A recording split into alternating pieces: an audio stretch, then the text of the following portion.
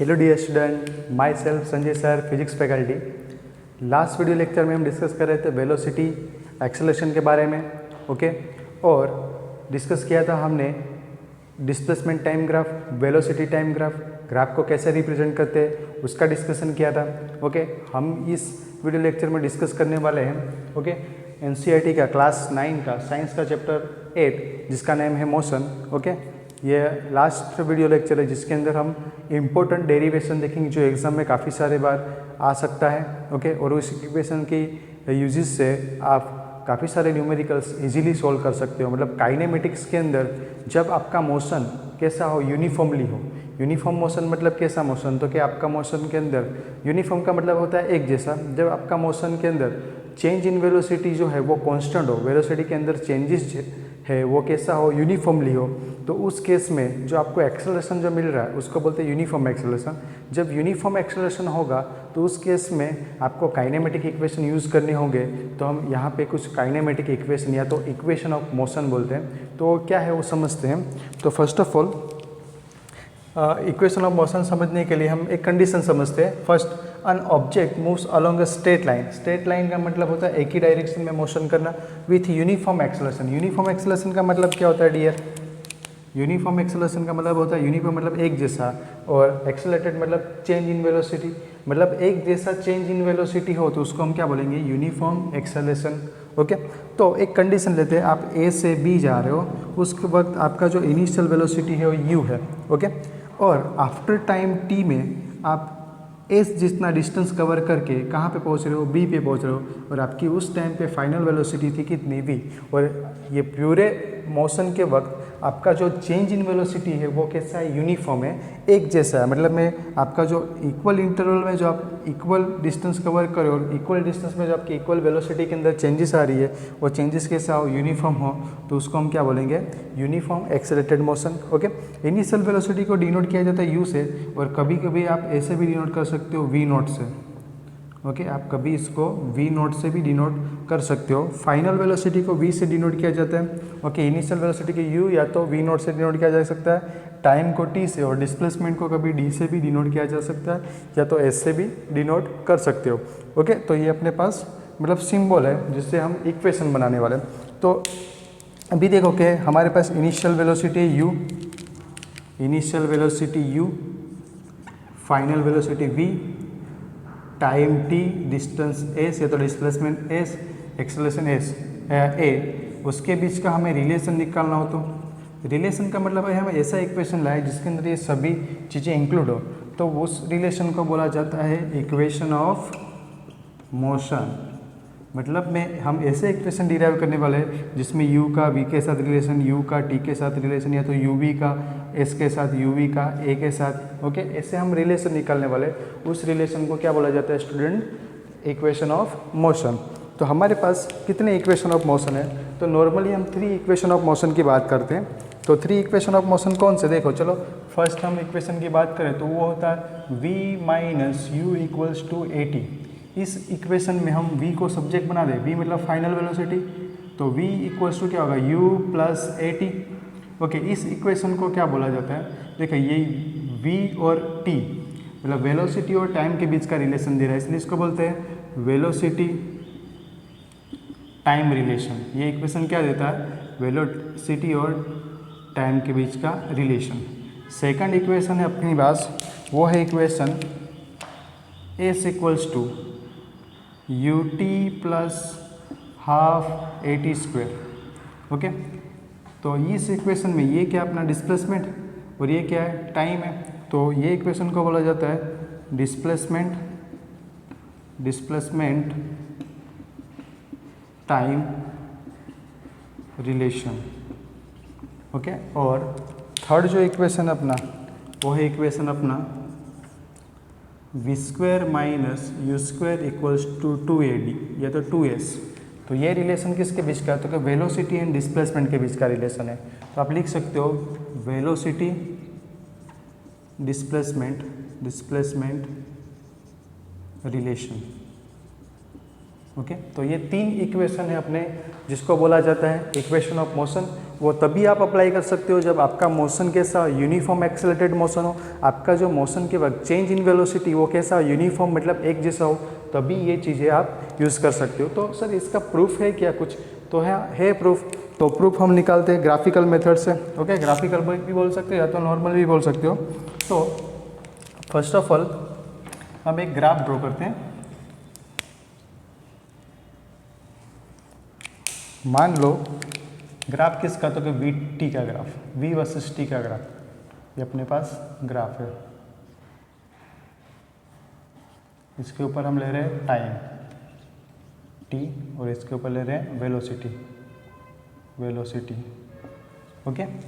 तो जब आपका इनिशियल टाइम 0 है, ओके, 0 टाइम पे, उस टाइम पे इनिशियल वेलोसिटी मान लो कि आपकी कुछ है u जितनी। ओके। फिर आफ्टर टाइम t सेकंड आपने कुछ मोशन किया होगा तो आपकी फाइनल वेलोसिटी होगी v जितनी, ये आपकी फाइनल वेलोसिटी है। ओके, यहाँ पे रिप्रेजेंट कर देता हूँ, ये t सेकंड। ओके स्टूडेंट, दिख रहा है बराबर? तो इसमें थोड़ा लेबलिंग कर लेते हैं। ये अपना o हो गया, इसको नेम देते हैं a, इसको नेम देते हैं b, a से b जा रहे हो, और ये अपना c और ये d। ओके। अभी हमें फर्स्ट इक्वेशन का प्रूफ देना हो, प्रूफ लिख रहे हैं हम यहाँ पे, क्या लेना है हमें? प्रूफ देना है। किसका? तो तीनों इक्वेशन का। तो ये प्रूफ हम निकाल रहे हैं यहाँ पे। तो इक्वेशन फर्स्ट है वो क्या अपना, तो कि v minus u equals to 80, इसका हमें प्रूफ देना है। ओके। तो हमें पता है कि एक्सेलरेशन इक्वल्स टू क्या होता है? Change in velocity divided by time taken. Okay. Acceleration equals to क्या लेते हैं हम, तो क्या change in velocity by time, और एक्सेलरेशन को ए से रिप्रेजेंट किया जाता है, स्मॉल ए से, और चेंज इन वेलोसिटी में क्या लिखते हैं? Final velocity minus initial velocity divided by time t. थोड़ा रीअरेंज करें, टी को सामने मल्टीप्लाई में ले जाए तो 80 equals to v minus u. Okay, rearrange करके लिखे तो v minus u equals to 80। ये आपका इक्वेशन नंबर 1 ही तो है, जिसका हमारा ये प्रूफ है। ओके स्टूडेंट, तो ये अपना क्या हुआ? Equation number 1। Similar equation 2 derive करते हैं। ओके स्टूडेंट, तो इक्वेशन 2 क्या है? तो s equals to u t plus half 80 square. Okay, ये अपना सेकंड इक्वेशन है। इसका प्रूफ देना है हमें। तो प्रूफ के लिए हमें पता है कि जब वी का ग्राफ होता है तो वी के ग्राफ में हमें सब, चलो दूसरी मेथड से लिखते हैं। तो क्या वेलोसिटी इक्वल्स टू क्या होता है? वेलोसिटी इक्वल्स होता है डिस्प्लेसमेंट बाय टाइम। तो डिस्प्लेसमेंट के ऊपर से displacement equals to velocity into time लिख सकते हो। तो हाँ लिख सकते हैं। तो डिस्प्लेसमेंट हमें एस निकालना है, तो वीटी के ग्राफ के ऊपर से कैसे निकाले? तो हमें पता है कि वीटी के ग्राफ में जितना भी ये एरिया कवर होता है, okay, area under VT graph, वो आपको क्या देगा? डिस्प्लेसमेंट देगा, जो हमने ग्राफिकल रिप्रेजेंटेशन ऑफ मोशन में देखा ही हुआ है। तो हम यहाँ पे लिख सकते हैं displacement equals to area under VT graph. Okay, तो एस इक्वल्स टू आप लिख सकते हो एरिया क्या होगा यहाँ पे? तो देखो दो एरिया आएगा, एक तो ट्राइंगल आएगा और ये दूसरा रेक्टेंगुलर आएगा। तो आप लिख सकते हो एरिया किसका? तो area of triangle A B C plus area of rectangular O A C D. देखो यहाँ पे area of triangle A B C plus area of rectangular कौन सा है? तो कि O A C D. Okay, इसमें वैल्यू पुट कर देते हैं। तो हमारा जो डिस्प्लेसमेंट है एस, तो एरिया ऑफ ट्राइंगल क्या होता है? Half into base into height plus rectangular का एरिया क्या होगा? Length into breadth. तो देखो s equals to half, base कितना है ट्राइंगल का? बेस ये होगा, वो किसके बराबर होगा? तो कि ओडी के बराबर। एसी किसके बराबर होगा? ओडी के बराबर। वो कितना है? तो कि टी जितना है, तो बेस टी। हाइट कितनी है ट्राइंगल की? तो ये होगी। तो देखो ये यू है, टोटल लेंथ बी है, तो ये हाइट कितनी होगी? तो हम लिख सकते हैं इसको v माइनस यू। ओके, तो यहाँ पे हाइट की वैल्यू आएगी आपकी v minus you plus length की बात करें रेक्टेंगुलर की तो लेंथ है अपना t जितना।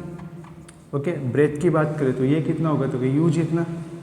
ओके, इसको रीअरेंज करें तो s इक्वल्स टू, ये आगे लिख लेता हूँ, यू टी प्लस हाफ, यहाँ पे देखो v माइनस यू दिख रहा है, v minus you into T. अभी हमें पता है ये वाली इक्वेशन में देखो v minus u equals to क्या है, ए टी है, तो मैं यहाँ पे पुट कर सकता हूँ v माइनस यू की जगह पे ए टी। तो इक्वेशन बनेगा s equals to u t plus half a t into t. तो इक्वेशन बनेगा s equals to u t plus half a t square, ये मल्टीप्लाई में आएगा, तो ये अपना इक्वेशन नंबर 2। ओके स्टूडेंट, तो ये दो इक्वेशन का प्रूफ हुआ। ऐसे सिमिलर हम थर्ड इक्वेशन का प्रूफ देंगे, पहले नोट कर लो इसको।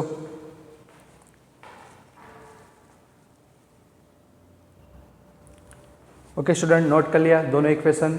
इसके बाद इक्वेशन नंबर 3 जो है अपना इक्वेशन, थर्ड इक्वेशन क्या है तो कि अपना इक्वेशन है v square minus u square equals to 2as। Okay, relation between velocity and displacement. Okay, तो हमें ये निकालना है, तो हम जो ग्राफिकल मेथड का यूज़ करें तो देखो ये पूरा जो हम एरिया ले लें, ये पूरा एरिया क्या दिख रहा है तो कि ट्राइपोजियम दिख रहा है, तो हम लिख सकते हैं डिस्प्लेसमेंट के ऊपर से। ओके, डिस्प्लेसमेंट इक्वल्स टू क्या हो गया तो कि एरिया ऑफ, क्या है कौन सा एरिया दिख रहा है तो क्या ट्राइपेजियम दिख रहा है, ट्राइपेजियम। ओके, तो ये अपना एरिया ऑफ ट्राइपेजियम है।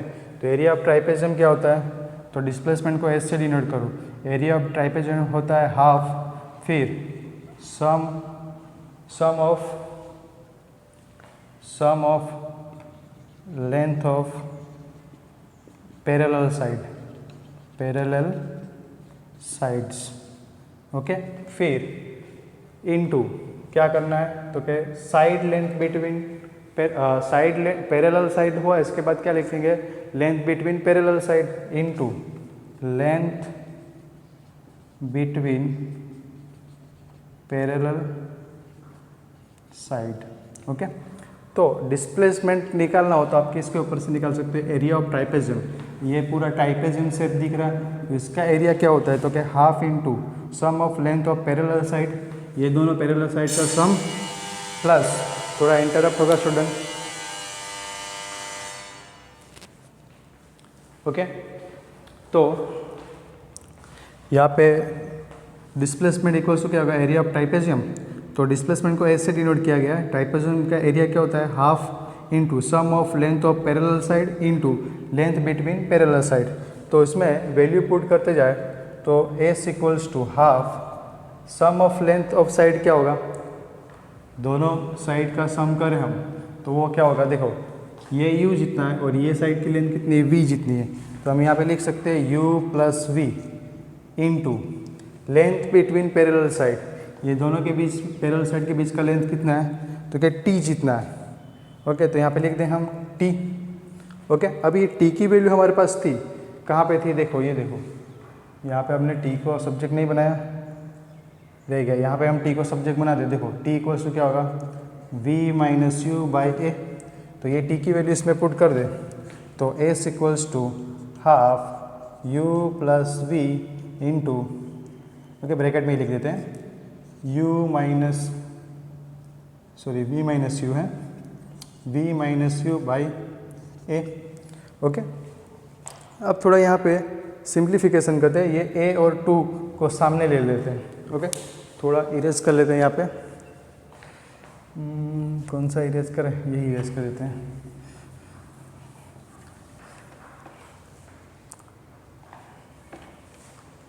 ओके, तो इक्वेशन था अपना displacement s equals to half, ये 2 सामने 2 और a को सामने मल्टीप्लाई में, तो यहाँ पे इक्वेशन बनेगा 2as equals to u plus v into v minus u. इसको थोड़ा रीअरेंज करके लिखो, तुम ऐसा लिख सकते हो v प्लस यू। तो ये किसके तरह दिख रहा है तो कि ये दिख रहा है a square minus b square equals to a plus b into a minus b जैसा दिख रहा है। तो सिंप्लीफाई करो तो 2as equals to v square minus u square, तो रीअरेंज करके लिखो v square minus u square equals to 2s, तो ये आपका इक्वेशन नंबर 3। तो ऐसे हमारे 3 इक्वेशन यहाँ पे प्रूफ हो गए। फर्स्ट इक्वेशन था relation between velocity and time, okay. Second equation हमने डिराइव किया वो था डिस्प्लेसमेंट एंड टाइम के बीच का रिलेशन, और थर्ड जो इक्वेशन था वो वेलोसिटी एंड डिस्प्लेसमेंट के बीच का रिलेशन। इंपॉर्टेंट डेरिवेशन है, अच्छे से नोट करो, ओके। इसके बाद हम नेक्स्ट समझते हैं सर्कुलर मोशन, ओके स्टूडेंट।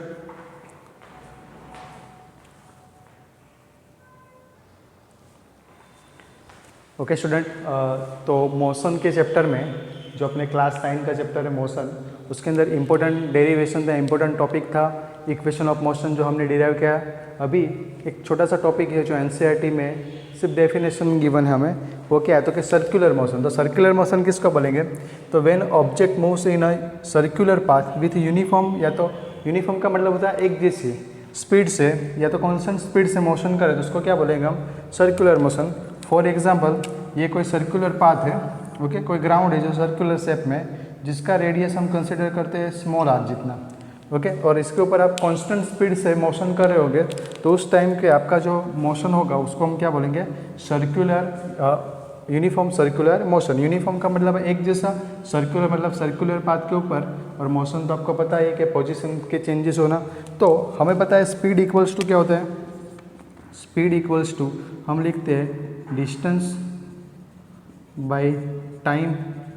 तो स्पीड को हम डिनोट कर रहे हैं चलो v से, और डिस्टेंस कितना है यहाँ पे सर्कुलर पाथ का होगा, तो क्या डिस्टेंस होगा उसके सरकमफ्रेंस जितना, ओके, ये सर्कल के सरकमफ्रेंस जितना होगा।